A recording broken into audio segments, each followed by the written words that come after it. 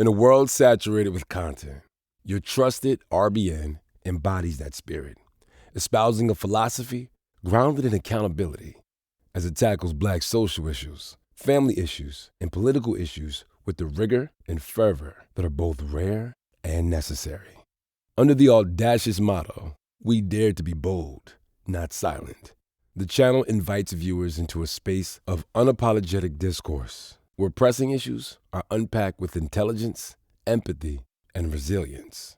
Standing at the intersection of empowerment and education, this platform recognizes that discussions around Black social issues cannot be contained within narrow confines. Hence, it sprawls into diverse territories. Beyond the headlines, your trusted RBN explores the undercurrents shaping Black people issues with the lens that is both piercing and compassionate.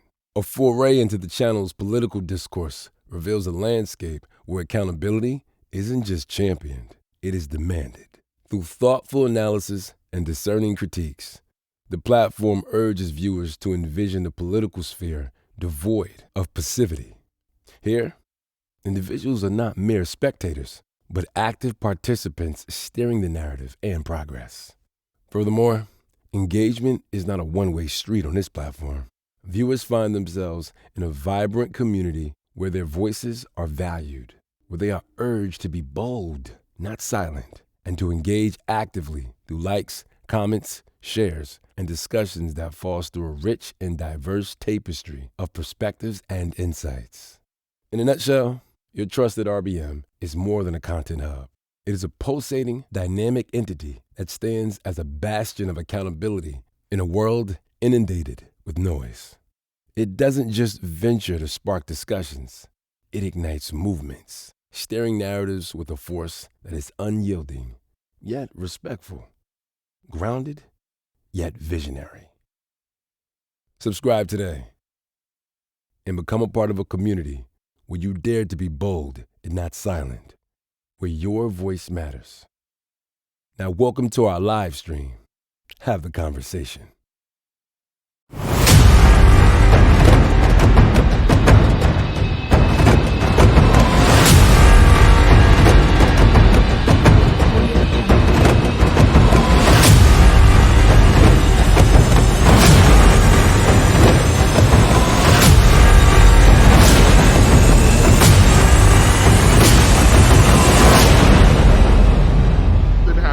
Here's my question, Joy. Here's my question for the conversation.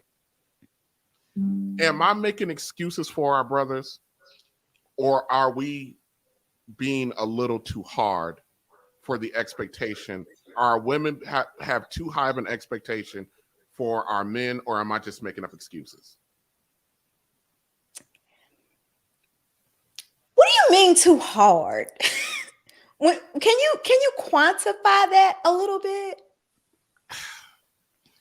I mean, it seems like when I look, I have a lot of conversations with women, especially in the field that I work in my real life. You know, I am surrounded by Black women, and I get to hear firsthand what they expect out of a guy. You know what I mean?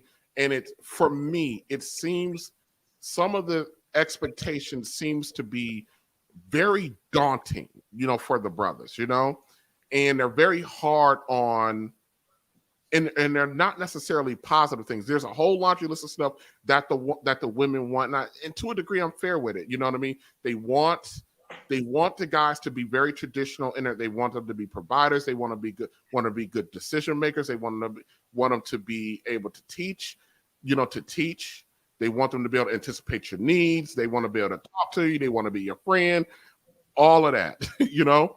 Mm-hmm. And then they also expect the guys to be like these high earners and have these different physical requirements. And then also they want to be, and you and I have had this discussion, they want us to be partners. When partners, and I always ask, how can you be a partner to someone who is actually responsible for you? So we have a lot of expectations for our guys, and then their experiences with men lead them to believe that men are immature, they're not stable, they don't make wise decisions. We chase everything that move, you know. And so, and I'm sitting up here with all of this information, and I'm going, and they talk about the quality of men like that lady did at the beginning in that clip. And I'm saying to myself, if there's a problem with the quality of men, that's because our men today were never groomed to be men.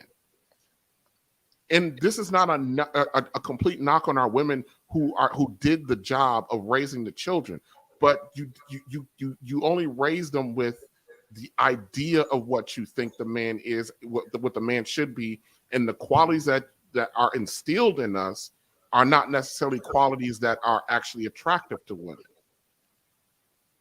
So you got a whole group of guys out here who I said they're kind, they're responsible, you know, they're competent, but they interact with you more like a woman. That's because your behavior patterns are set by the influences that you have growing up. And if there's no male balance to that in the home, then when you're interacting with a guy, you're going to get what he's accustomed, how he's been programmed to interact. I understand that. I mean, I will start with this statement. I think that when we start to have conversations about the opposite sex, there needs to be some introspection of yourself. Only you can be accountable for you. Men have to work on themselves and women have to work on themselves. There's no way that I will ever be able to tell a man how to be a man. There's no amount of books I can read, television I can watch to be able to do that. And as one of these single mothers, I have a son. And I don't want him to be a mama's boy. I heard you reference that a little bit. I don't want him to be a mama's boy at all. And so what I try to do is use various resources to stand in the gap for things that I cannot provide as a woman. Yeah, that's all I have. That's the best thing that I can do. But in terms of like being hard on them, I don't know what that means, because I'm only responsible for myself. And some of the expectations that I hear men complain about, they're unrealistic expectations from delusional women that can't fulfill some of those things themselves. Those are not my peers. Those are not my friends. And so I can't speak on that. You know, I hear you, but I'm not so sure that I think you said those delusional women. I think sometimes you ladies don't understand the volume of women that are delusional that we do. Oh, I do. I see them on social media. I just don't interact with them in my real life. Yes. I don't know those people. I don't surround myself with people that have expectations of other people that they can't fulfill for themselves. Do those people exist? Yeah, I'm sure they do. I can't speak for them because I don't interact with them. I'm not a part of those kind of unrealistic conversations. But but that's the issue that a lot of our guys are having out here, is that, you know, we're out here, you know, and we're running into these things, you know, and then especially when you start having conversations about, you know, when you do, and I think a lot more guys right now are having conversations about marriage than ever before. And when they're having these conversations about marriage, what they get back from the lady folk is it's always, and I actually had this conversation like last night with one of my coworkers. They start listing all of these conditions that they would want within the marriage. And like this particular young lady last night I was talking to, you know, she's 38, she's never been married. She just got out of a relationship with a guy that was living with her for 7 years. And I was like, that was your first mistake. You don't let a dude move in with you, but she did. And for 7 years, I mean, side note, ladies, listen. If a guy is gung-ho about moving in with you, that's because he needs to move in with you. I'm just telling you. Preaching now. And it should be like a common sense thing, you know what I mean? But our ladies are always, but I love him. But he has potential. But he's smart. Yeah, but he needs to live with you. I tell anybody, I said, listen, if it's hard for, we talk about this. Women need to have the ability to respect their man. How can a woman respect the man that's moved in with her? And now she's providing a roof, shelter, resources for him. It's backwards. I don't care how modern our women are. Don't know. That's absolutely backwards.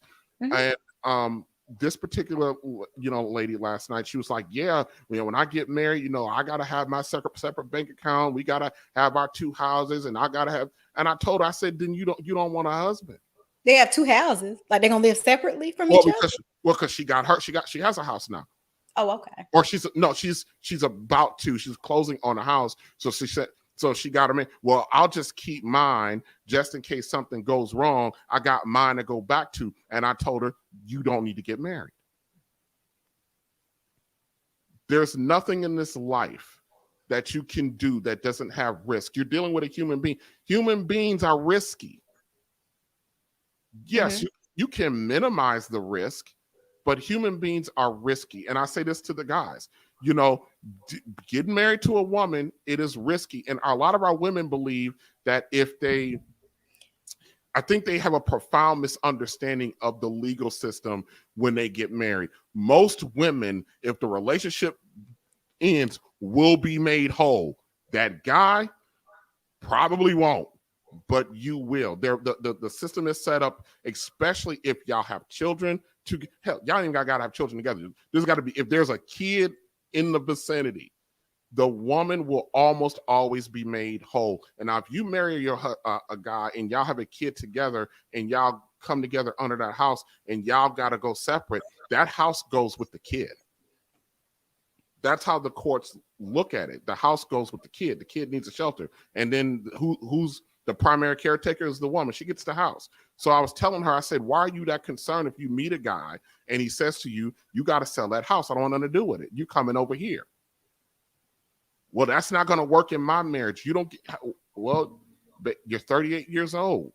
You ain't even had one yet. Some people have been on 2 or 3 by that time, so you haven't had the one. How is that working out for you with your pursuit?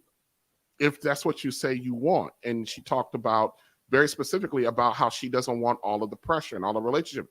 Well, then that would mean that you give up all of having. You said it on your stream, $300,000, $400,000 mortgages. Who got that kind of money sitting around? Average folk. None of us. But if you don't want all that pressure, that's what he's there for. He's meant to carry that pressure load. But I told her, I said, your way of thinking, you want a 50-50 partner. Don't get married. Just have a boyfriend. And y'all can go 50-50 on everything. So so it's those kind of conversations that are being having out here, because there is a contingent of men out here that they might not have like, quote unquote 6-figure. Let me tell y'all something. There's a lot of talk about the 6-figure stuff. Here's the dirty little secret. $100,000 is not a lot of money. I'm glad you said it. I don't want the people coming for me if I say it. $100,000. It's not. You know what $100,000 gets you? You ain't got to worry about gas money. You can always go to the grocery store. Yeah. But that's about it. the kind of lifestyle they're talking about $250,000, $275,000 or more. You know what I mean? $100,000 is not a lot of money, and $100,000 is not hard to obtain of income. It's not that hard to obtain. It's not hard to obtain if you are someone that has dedicated time for self-improvement. Yeah. And if you are someone that recognizes that you need to improve different skill sets. And I mean, it's difficult sometimes to look in the mirror and realize you've not lived up to the potential that you probably should have by a particular age. And so when you say, are women too hard on men? When we say, I want you to buy me a house, when we expect men to be in a particular place in life by a particular age, that's not necessarily the craziest thing, particularly in the example that you gave of the young woman that can obtain her own home. So why is it too hard for me to expect my partner? I said it. Joy. I said it, for my partner to be on an equal playing field. Mm-hmm. Joy, hold on a second. I said what I said.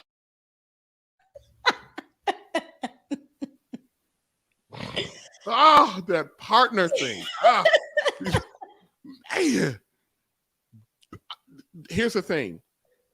I do not think it's an unfair expectation that your husband provides a home for you. Now, the quality of that home, that's something else. I don't think there's an unfair I don't think that's an unfair expectation, because I believe that. I always tell people, your husband's supposed to put you in a home, his home. Most men don't own homes. I just got off of a stream talking about that. The fastest group of homeowners are Black women that are Gen Z. Yes. And here's the reason why, because it's not about the fact that Black men don't have homes or don't want homes. There's no incentive for us to have a home.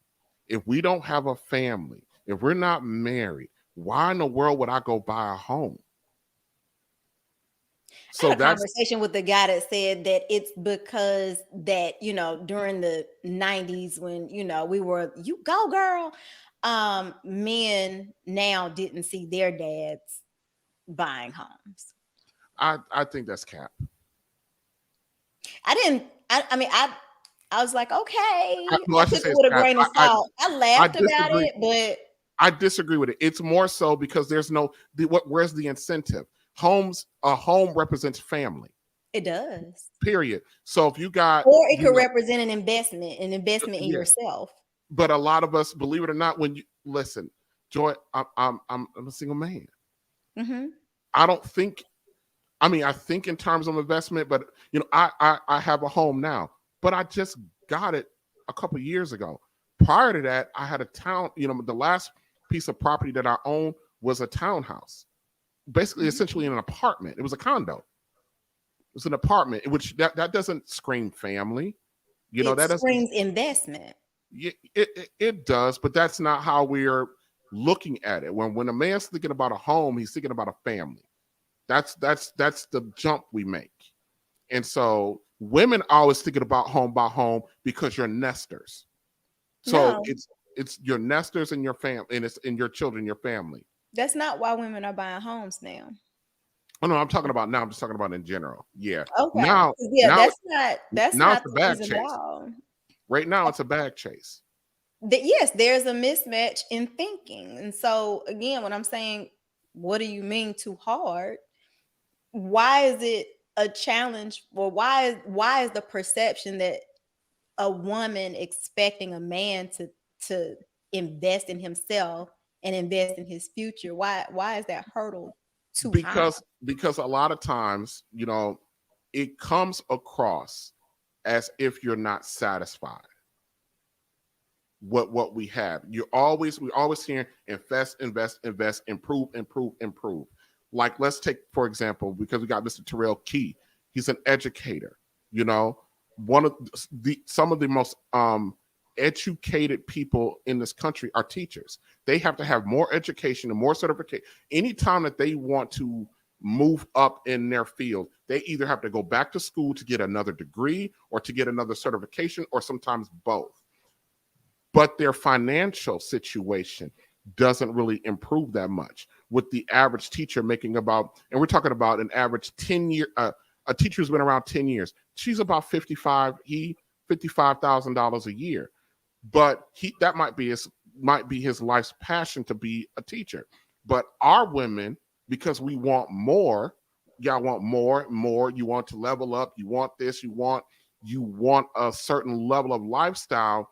That $55,000, which is probably content for him because he's doing what he's passionate about, isn't enough for you guys. I think there's where the disconnect is. And I think that's where the unfairness that or the too hard feeling comes in on. It's like, what do you mean I need to level up? I'm teaching our children. I'm a resource for our children. We can homeschool because I'm already an educator. You know, those are all of those things. What about law enforcement, firefighters? They don't make much more than $60,000, $70,000 at their peak. But our women are always more, invest, the bag, level up. Men are not necessarily, while they want more, men can get content with where they are. I was just about to say that. Yes. And I think that's where things get conflated. It doesn't necessarily have to mean money. If you're not showing any type of ambition, that's going to be a problem. And usually the way that you display that you have any type of ambition at all is going to be through your job. Are you in a job where you desire to move up? What are you contributing? I am a former educator. I have a master's degree in education. I've been in a classroom. I've been in schools. There are not very many Black men in those schools. They're all women. Nope. They're all women. Yep. Not anymore. They are. When I grew up, Joy, about 20% of my teachers were Black men.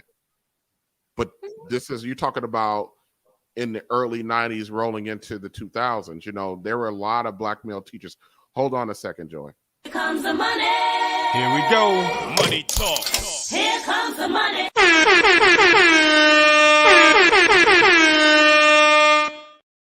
Your crew, y'all have support. Your crew, Joy, my unsolicited podcast crew, have come through strong tonight. Square Biz, who's also one of the co-facilitators of the My Unsolicited podcast, dropped in with the $20. Humans are risky. Yes, I know we said that like a while back, but we got into the conversation, but I didn't want to let anything go. I want to bring up Uncle June because he's in the back, and I want to get his opinion on this. Hello there, Uncle June. What's good, man? How you doing? I'm doing good. How are you? I'm doing well. Joy, how are you? I'm good, doctor. I ain't no doctor. I saw you. You said you're a PhD. No, I was just saying that for you. That's like Kevin Samuels. I was joking. Okay. I was joking. I was just kidding. But yeah, I got a master's too. But here's the thing, and I'm going to kind of bring you back to what Joy says. Ambition. How do you expect a man who's content or satisfied or his life purpose to be an educator or to be a firefighter or go into the military? That how does that translate into him not being ambitious? It doesn't. I didn't say that. But you said if he doesn't, he needs to have more ambition. What if that's where he wants to be? No. I didn't say that. Okay. What I'm saying is that you can tell a lot about a person by the profession they choose. There's a lot of investment in time, energy, and resources in school that goes into being an educator. There's nothing wrong with that. It says a lot about your character. There's nothing wrong with that whatsoever. Shout out to the teachers. I'm always go hard for the teachers. They don't get paid enough. There's No. nothing whatsoever. But there are many, many avenues and opportunities for career advancement in the school system. But There's what if nothing wrong with but what if they don't want that though? there's nothing wrong with staying in a school for 20 years because you're impacting the lives of tens of thousands of people. I'm totally fine with that. But what you were stating was, women, they don't want somebody that make $50,000. Well, I mean, if you're in varying settings, I think that we're conflating the two. There's different ways to show that you're ambitious outside of just money. Okay. Uncle Junior, what do you think? What is ambition? Like, what if I desire to, I want to be a plumber and I just want to make $80,000 a year? What's wrong with that? Why is that not acceptable? What if I want to make 70,000 and I live in a very poor state and I live moderately? You know what I mean? What's wrong with living like that? And I think some of it is that I think that some women have an expectation that they deserve a certain type of man. And I think that a lot of women, if we look at a lot of data statistics, most women choose to date the same type of men. Whereas men, we don't have a problem dating differently or dating at different levels. Because you think about it, if a man has his own house and everything like that, if he was to bring in a woman, he would technically be dating down, right? So men date down all the time. So when it comes to the educator piece and the jobs and different things like that, I don't think there's anything wrong with the guy who wanting to work hard, enjoy plumbing, and that's what he grew up doing, plumbing or tinkering with cars, and they just want to go out there and make $70,000 a year and come home and enjoy it and enjoy their family and enjoy their wife. Maybe they can't go to Disneyland every single year. You know what I mean? But would the wife be okay with going to Disneyland once every 3 years? And I think that some women are not used to, or some women are looking for a fairy tale lifestyle that a lot of men can't provide. And then when they get with these men, they're wanting this extravagant lifestyle. And like when you said, men, it's not that we're being content. It's like, look, I retired from the military. I did 20 years in the military, and now I'm an educator. I'm a elementary school counselor, and I love my job, but I don't have to work if I don't want to. But I don't have huge goals to be a billionaire. I enjoy my life. I have me a great wife. You know what I mean? My sons are grown. They're almost out of the house, different things like that. I'm enjoying myself. And yes, I'm good on my money as well. So with having money and resources, it does allow you the flexibility and some time to chill and relax and pay everything off and do different things like that. But I just think part of it is just that some women, not all women, they have an expectation that men should be providing up here when sometimes right here is really good enough. Because if I'm making 70 and you bring in your 40, we good. But here's the thing, Uncle Junior. Here's the thing. They don't believe. Maybe I shouldn't say. I'm gonna say it like that. Isn't that joy? Our women view their money as their money. And a lot of them do. And in my house, that's how it is. Like my wife don't work. My wife don't have to work, but my wife gets a check from, my wife was in the military, and she has a disability check. I don't touch her check. I don't care about it. I don't need it. You know what I mean? Yeah. She paid the Hulu bill and the cable. I pay everything else. I don't want her to pay nothing else. I take pride in being a provider male, and that's what I want to do. And I don't want my wife to pay for nothing. And a lot of women, I think you guys misunderstand. Most of us guys don't listen. I always tell people, like, I can assimilate a woman into my house tomorrow. Her coming into my home does not change my bills on that much because it's already taken care of. But the thing is, back to the young lady at the job when we're talking about the resources, and I told her, I said, for me, I don't know if this, for me, any money that comes into that house don't belong to the individuals. It belongs to the house. That ain't your money. That belongs to the house. But a lot of our women feel, because they've earned it, that it's theirs. And if you're married, in my opinion, that is not none of your, that money belongs to the house. It belongs to the institution. It belongs to the business. The business is the marriage, is the family. That's who the money belongs to. You ain't gonna get no pushback from me. I'm just saying. No, I don't have a requirement. You know, if I had a woman, I do well. I work hard. You know what I mean? I work in, I work hard, and I don't mind putting in the work, and then I do my other things. I have my ambitions. I guess for me, they're like, you know, the things that I like to do outside of my job. And if I can monetize those things, great. You know, but a lot of times when I talk about being too hard, our women that are always looking, you know, always want ambition and the next thing, that it gives the impression that you're never satisfied, that your appetite is insatiable. You know, it's like for a lot of men, we get to the point where we're just cool. We want to build so we can be on cruise control. And you guys can't deal with cruise control. Well, get somebody that does. What woman do? That's easy. Just Find somebody to match your energy. Match your energy.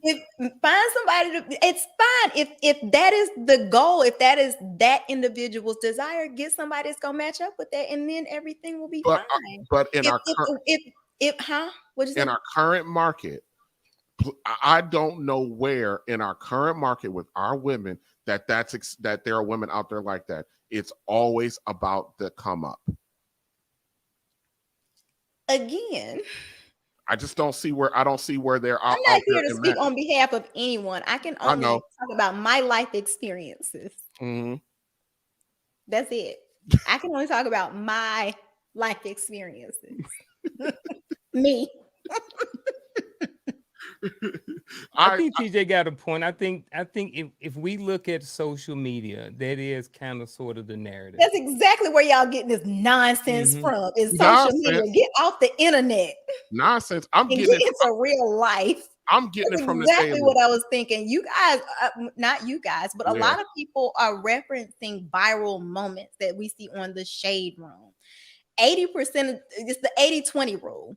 80% of the things that you're saying is coming from 20% of the people. I don't know these people. I don't know none of them.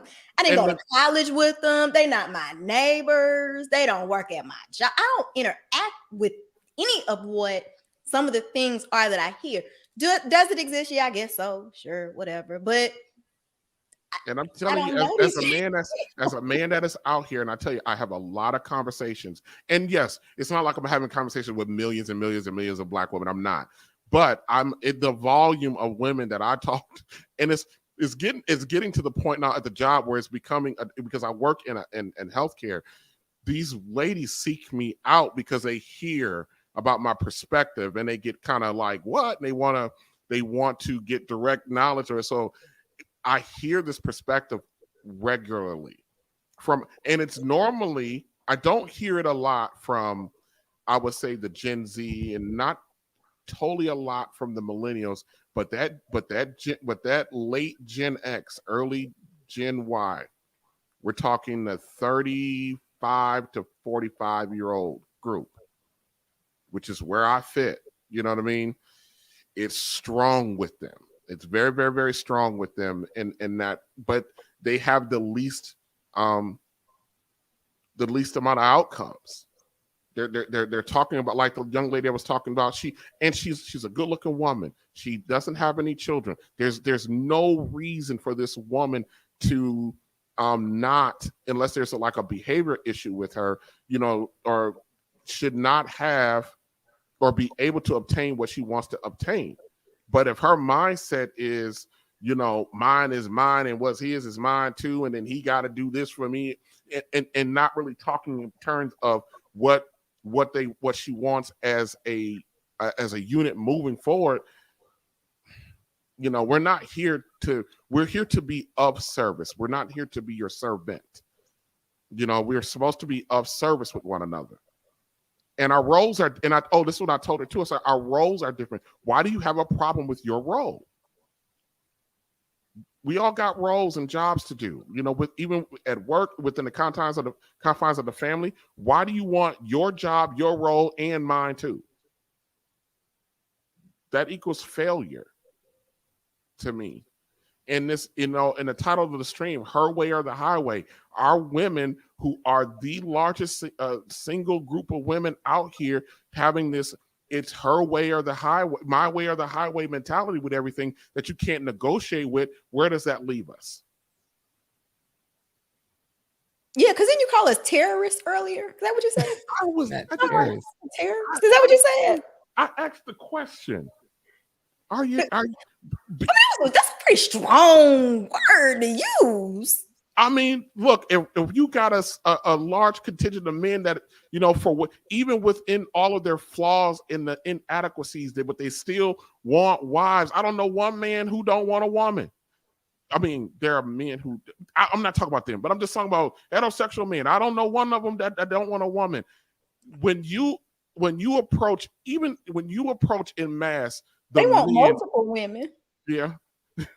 When you approach, when you approach the men en masse with these terms, and it's my way or no way, or I'm gonna be I could do bad all by myself kind of crap. When you approach, you're a terrorist. You're a terrorist to the family unit. Then don't be terrorized. Joy, you're preaching to the choir. Because I don't accept it. Can I say something, TJ? Go ahead.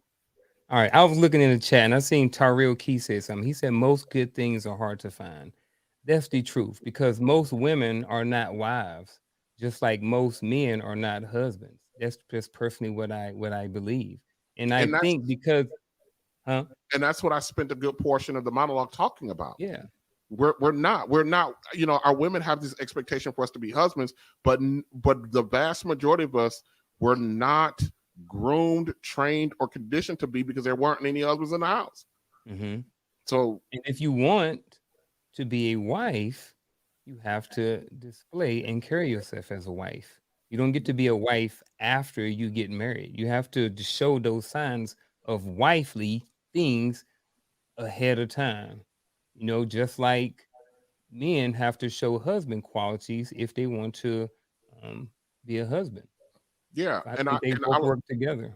I was telling one of the brothers at the job, and he actually works in administration. I'm actually boots on the ground guy in the healthcare, but he works in administration. He was talking about how he wants to be married in this amount of time frame, and he's living in an apartment. I said, bruh, you got to set yourself up you got to set, if that's your goal, then you got to set your life up to receive it. That means you got to get out of your apartment. You got to start dating with intention. You got to start vetting. There's things that you got to do, but ahead of time. And and he just looked at me. He was like, "Why would I get a house before I got a woman?" I said, "Because you gotta. If you want a woman to follow you, you gotta demonstrate that you're able to prepare, that you're able to have, that you can think down the road. It's not just about getting a woman so you ain't got to go around chasing women no more. There's a lot that goes into it, but this is stuff that he was not really aware of. You can want a woman all day long, but you ain't got no place to put her. Most women. Where you leading me to?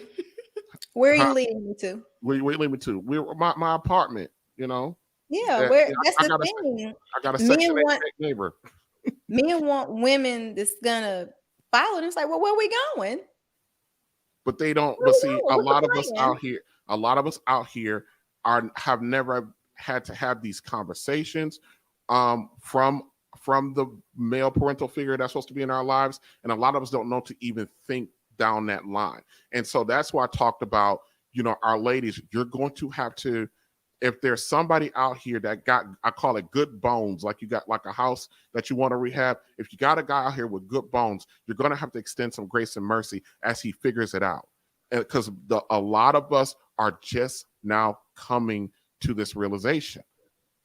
And I said in the monologue, a lot of you sisters, maybe not you, Joy, specifically, but a lot of Black women watched what happened in the development of the Black, because they were in the home with them. They saw what Mama did to the sons and how they treated them, how they raised them. A lot of our guys were brought up in homes where accountability was just like a spelling word for school. It didn't exist. So, okay. So my question is, what are y'all talking about in a barbershop? That's man there are talk. Lots of men in the barbershop. What are y'all talking about in the barbershop? And you will find out. What do you say? Go in the barbershop. You gotta go. There's code in there.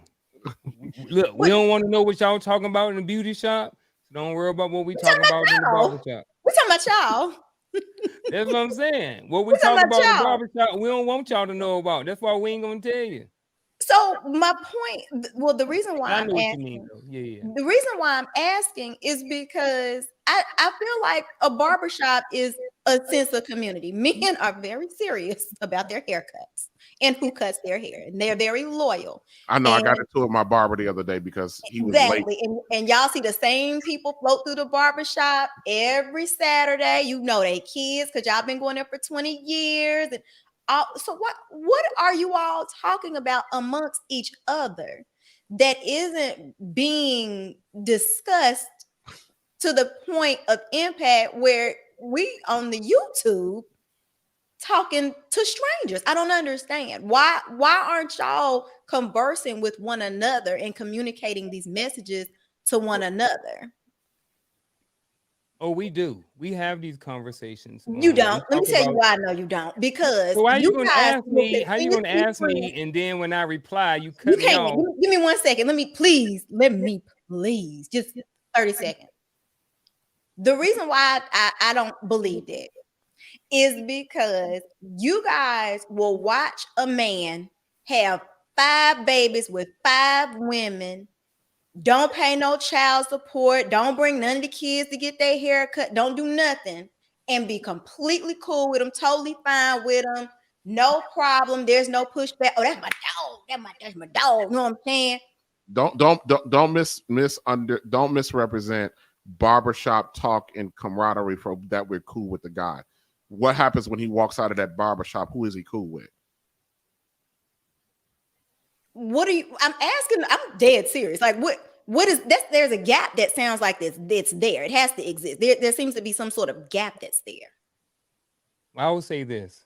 There are all types of men in the barbershop. You have the pretty much the guy who's, because everybody needs a haircut. So you can go in your local barbershop and you can see a politician, you can see the principal at the high school, you can see the mayor, you can see a guy who owns his business, you can see a plethora of different type of men inside of the barbershop. So which means that there are a bunch of different types of conversations going on. There are plenty of conversations like what you talked about being had. There are conversations that have been had about every thick woman that comes in and drops her kid off and leaves. You know what I mean? There's Oh, wow. conversations about healthy stuff. There's all different types of conversations that are being held in the barbershop. The barbershop is not the place where we go and to get help from. You know what I mean? That's where we go to get support and get our haircut and talk about the games. So yes, even though there are some conversations being had about the guy with 5 kids and 5 baby mamas and different things like that, we dudes who have their stuff together, they don't necessarily, not that they don't associate with them, but it's not their call to dictate how a man should be living his life.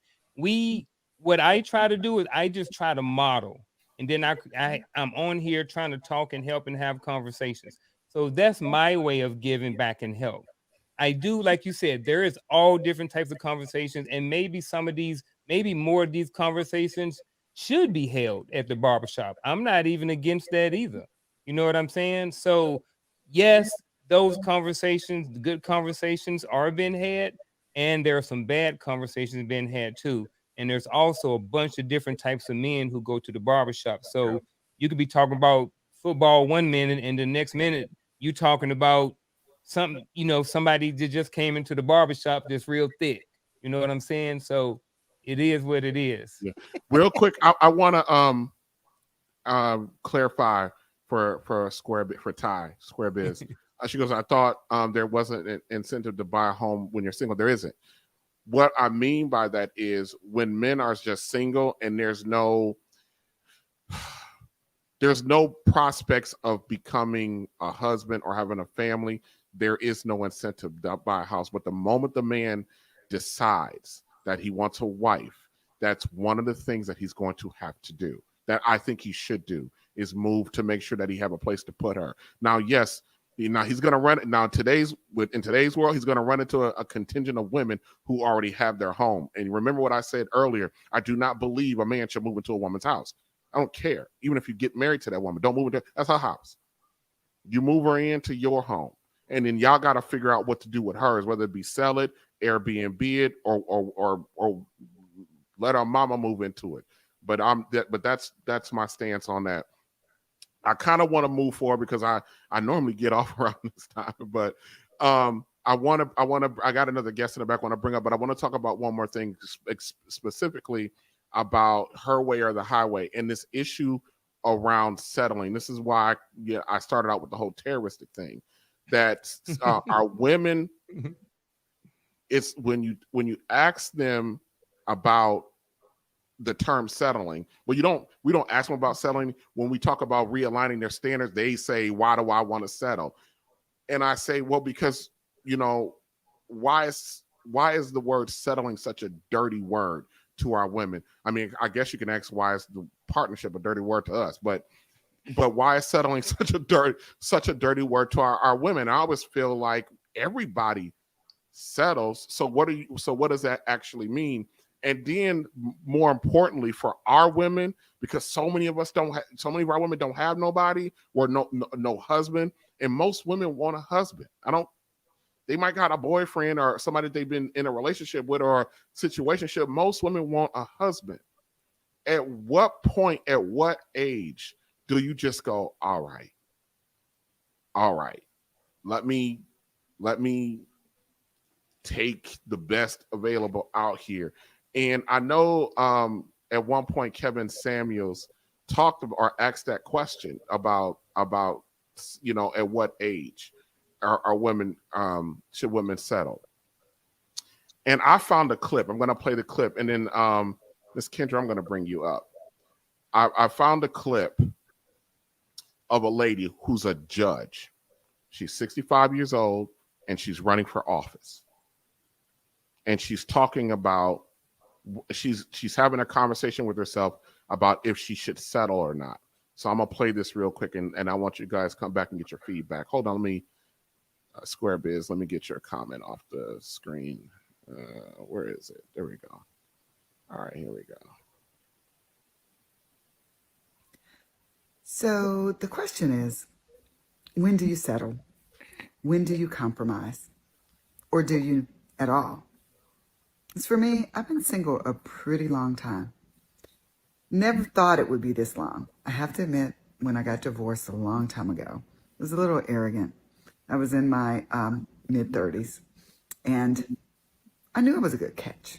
Good woman, educated, great career, amazing mom, and I was a great wife. Cook, clean, do all that. So I kind of was a little arrogant and thought, oh, it's no problem. I'm going to be married in 2 to 3 years. Well, it's been a long, long time. And honestly, not even gotten close. And so sometimes, like a lot of women in my situation that I've talked to, that you ask yourself, well, when do you give up? When do you give up on finding the one? Or do you? As for me, I go back and forth.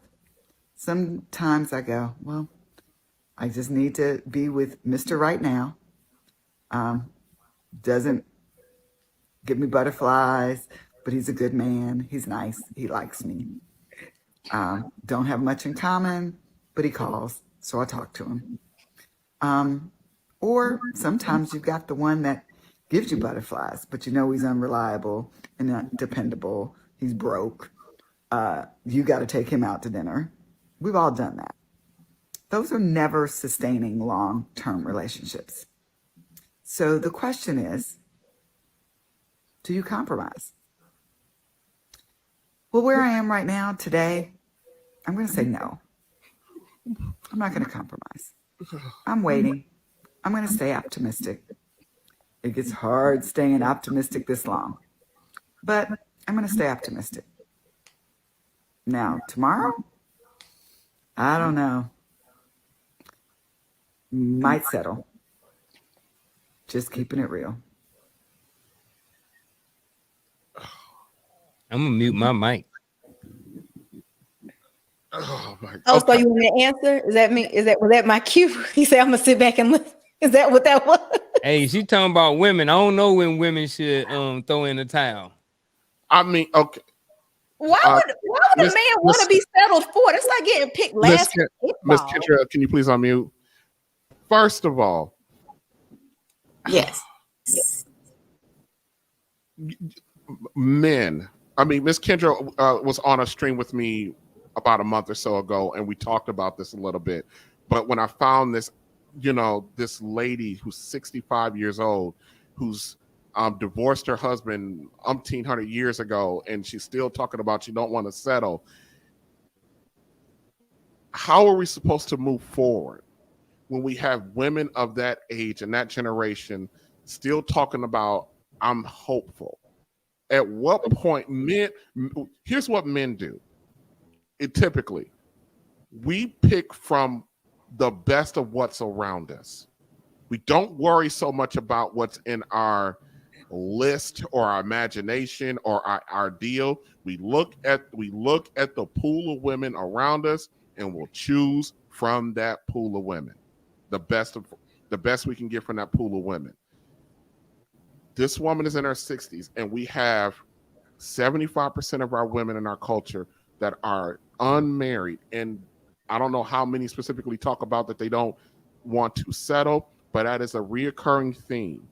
At what point, if you want somebody before you check out of here, at what point do you just go, okay, maybe I'll knock a couple things off of my non-negotiables list? Miss Kendra, at what point? This woman's 65 years old.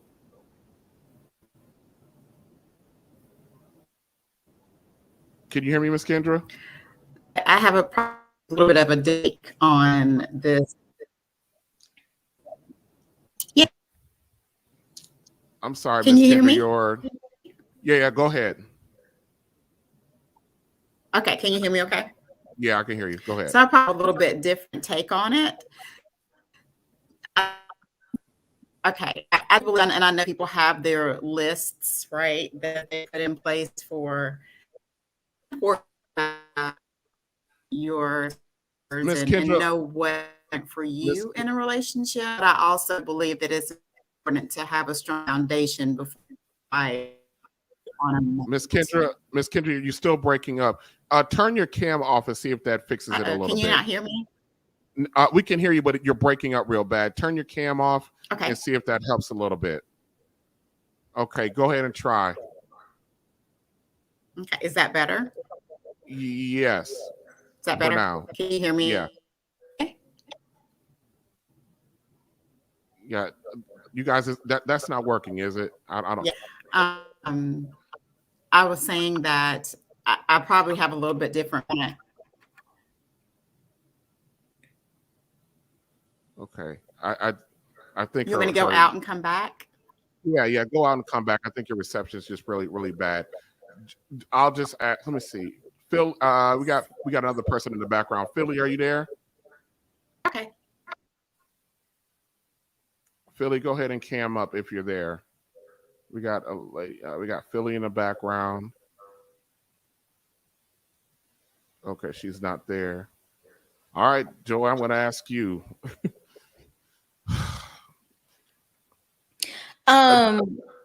So I say this like kind of humorously, but not really. Why would somebody want to be picked last for kickball? Like what? Why would a man be okay with feeling settled for? That's something that I don't quite understand. And then the other part of that is, and again, I can only speak for myself. I haven't really been checking for any dudes. I've been checking for myself. I've been trying to build myself up because, as we spoke about a little bit earlier, human beings are hugely unreliable. What can I do to be able to rely on myself and provide for myself? And whatever this laundry list of things that I say I want from this other person, what can I do to make sure that I can do those for me in the event that this magical person doesn't fall down from the sky? I think that when we get into these conversations, we're too focused on the other person and not focused enough on ourselves. But what are you? Okay, so if if you're, and I think the question that used to be asked all the time is a perfect question: is do we understand what the other person want from us? What do they like? So if you're out here working on yourself, but you want a guy, what does that guy want from you? Is anything that you're working on is what he wants? I don't know. I haven't met this magical man. I can't answer that. I don't know. I can't answer that. I don't have an answer to that question. Now I can say some of the things that I've heard other women say on these YouTube platforms, that they're dedicating their entire lives to some man that hasn't come yet or may never come. I mean, and conforming themselves to that. If that is the lifestyle and the life that particular woman wants, then by all means, go outside. I don't understand what y'all actually mean by settling. You know, you not getting everything on your list that means you're settling. I don't understand that, and I don't think men really. I don't either. I don't think really men think in terms of I'm being picked last. You know, I don't think that's how we approach it. You know, we don't really look at y'all when we're looking for a woman or going after a woman. We're not, and she agrees to be with us. We're not looking at it in terms of we're being settled for. I don't think we really look at it that way. Being settled for is if she don't really like you and she let you take her out to eat just because she's hungry. We gotta shoot our shot. We are the optimists. We are the hunters. We gotta shoot our shot. And the thing about what men know, the one thing we do know about women is that, you know, a no or a not liking today doesn't mean that she's not gonna like me tomorrow. That's very likely that she won't like you tomorrow. But that's not been the majority of our experiences. You know, we will pursue until we wear you down. How many times have you heard that story? But that would imply that she has some sort of like or some sort of something, some sort of affection towards you. If she's completely not attracted to you, I mean, a woman knows if she's going to have sex with you when you meet. I did that. Like, I mean, and again, I'm speaking for myself. I cannot speak for other people. If I don't see you like that, I don't see you like that. And I'm not going to entertain you in that way, because that's a very dangerous game that women play. And it's played every day. It's being played right now over at freaking Nobu right now. Some dude over there spending his money for a chick that ain't got zero interest in him because he think he's going to get somebody. It is what it is. Yeah, and it's part of the game. So I don't think we, Uncle June, you can. I don't think we think like that we're being picked last or being settled for. No, because care. I tell you right now, you can ask it's 1,400 people in this chat. Let's say half of them are men. You have 700 men right now. If Beyonce left Jay-Z right now with their mind being second, most of them be like, nah, they jump right on in there. No, it's a come up for him, but it's a that's why he wouldn't mind being picked for her. Well, we're all running behind somebody when we get with somebody. Very true. Now. We're all running behind somebody. Now it's the